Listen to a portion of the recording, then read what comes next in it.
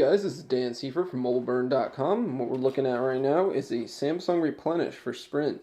This is an Android handset that is part of Sprint's Green Eco series, and we're just going to take a quick tour of it and go over what we got and the software that comes with it. So taking a look at the packaging, what we have here is an eco-focused packaging. It's got soy inks on it, and it's fully recyclable, and it's made from primarily recycled materials. So that's the deal with the packaging there. Opening up, we've got the phone itself. Let's get this guy powered on. There we go. Well, that starts up. Take a look at what else we got with it. Underneath here, you've got an instruction manual from Sprint, a couple different languages, and looks like they give you a pouch so you can send back an old phone to get recycled, keeping with the green theme. Micro SD card adapter, micro USB cable, and the charging unit, and that's it. That's all that comes within the box. Samsung does make a solar panel charger for this phone, but they didn't send us one to test, so that's going to be a separate accessory that can be purchased at the time of purchase of the Replenish.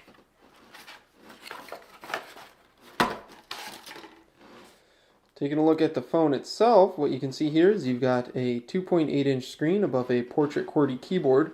Now the screen here is actually a QVGA resolution, which is considerably less than what we're normally seeing nowadays on the market. It is, even though it's got a small size, it is quite grainy and noticeably pixelated, especially when you look close at it. I don't know if the camera will allow you to see it well there, but it is definitely grainy and pixelated in person. But the keyboard itself is a full QWERTY job down here.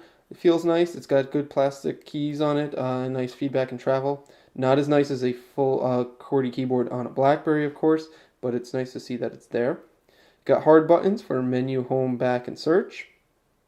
Up top is your earpiece, and over here are the light sensors, and it actually has a notification light as well, which we don't see too often on Samsung handsets. The side of the phone here, we've got a camera key, and then we've got a voice dial activation key, so you can press that button to activate the voice dialing service. On top, you've got your power lock sleep key, and then a 3.5mm headphone jack. On the other side, your volume up and down rocker, not much else. And then on the bottom, you've got your microphone port and your micro USB charging port. The back of the phone, you can see, is a plastic cover on the back. It's got a kind of a textured feel to it, so it's not fully glossy, but as you can see, it's definitely showing some fingerprints of mine. 2-megapixel camera on the back there, no autofocus with that, and standard video quality, no HD. And you got a speaker over there. Opening the back cover, get it open here. There we go. There's the battery, which is a 1600 milliamp hour unit, and for here we've got the slot for the micro SD card, and pre-installed is a 2 GB micro SD card, and the Replenish supports up to 32 GB of storage. Looking at the software itself, it is a pretty standard build of Android 2.2. There's not too many customizations done here by Sprint and Samsung, but there are a couple, and we'll go through those. For starters, you've got your 5 home screens here that you can page through and navigate as by normal. If you hold down on the button on the dots there, you can quickly jump from one home screen to another. As you can see, standard Android 2.2 features there. You've got shortcuts to email, contacts, messaging, in the market. Down at the bottom, you've got your phone key, your menu, application menu, and then the Sprint ID menu, which is Sprint's way of easily and quickly customizing the phone itself with applications and menus. Your application tray is your standard application tray here, vertical up and down scrolling. Taking a look at what Samsung and Sprint have preloaded on it, there's not too much as far as extra applications. These are all pretty standard Android ones. You do have a file browser, which is kind of cool, so you can browse a file tree. Sprint Hotspot is to turn the phone into a mobile hotspot device. You got your Sprint ID pack there. Sprint Zone, which is a Sprint information portal. The Rescue app here is part of the green, excuse me, it's actually a Log Me In Rescue. It's for remote technical support. It's kind of interesting to see. Then you've got Think Free Office for office document viewing and editing. And then the rest are your standard Android applications. So there's not too much bloatware on this, which is good to see. This is powered by a 600 megahertz processor. So it's not the fastest on the market, but it seems to be pretty snappy in our use so far. It has 512 megabytes of RAM, which help aid the quickness in the operations. The browser appears to be a standard Samsung browser, or excuse me, standard Android browser. You can browse to different windows.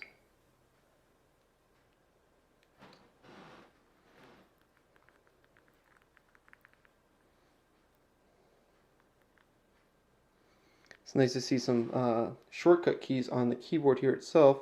The function key allows you to instantly drop in a full .com. You've got an emoticon key, an @ symbol key, voice dialing key as well. So it's nice to see thoughtful touches there as far as the function keys go. Now that we've got our web page loaded up, we can take a better look at the browser itself. Scrolling is fairly smooth. It's not too bad. You can double tap to zoom in, and it will reflow the text for you. You can also pinch to zoom here, which works fairly well. It's not as smooth as some faster high-end phones. Flash support is present. As you can see, you've got some flash ads and flash content there, so you can sometimes see flashings. I imagine that using heavy flash will slow the browser down significantly. And there's your tabs. You can bounce quickly and easily between various open pages.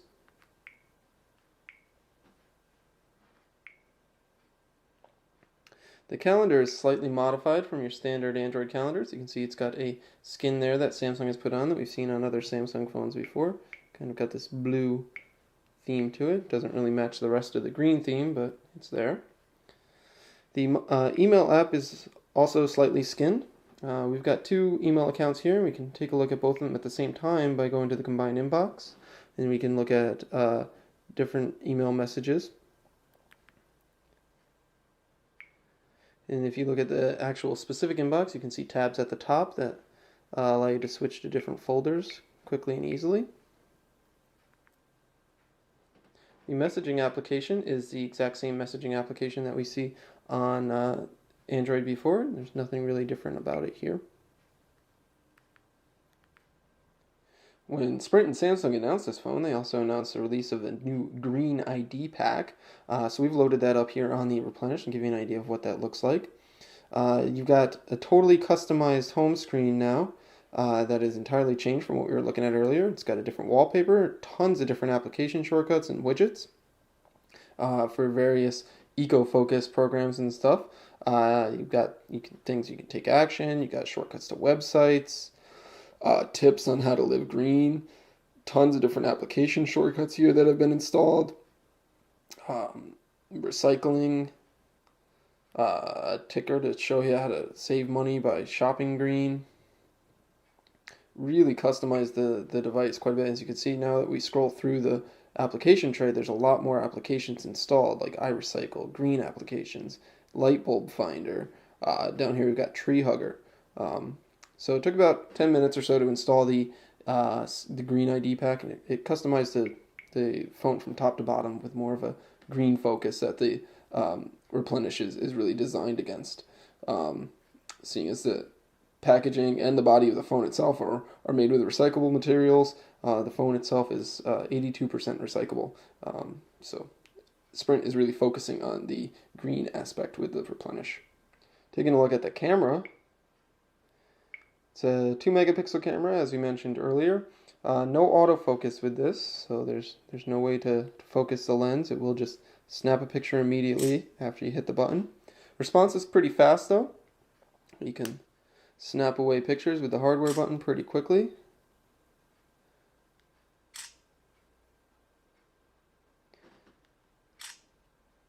Video is your standard video resolution. You've got two modes though. You've got high and then you've got low mode for sending video messages. You got your on-screen controls here. You can also use the camera shutter key to start recording video.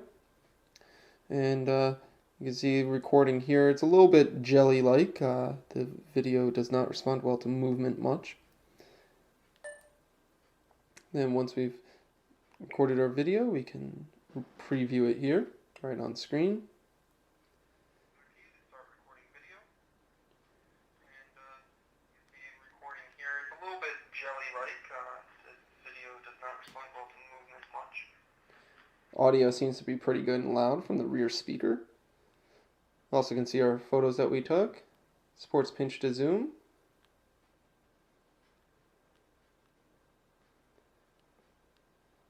Pretty fast to transition between photos. And as they come in, they sharpen up.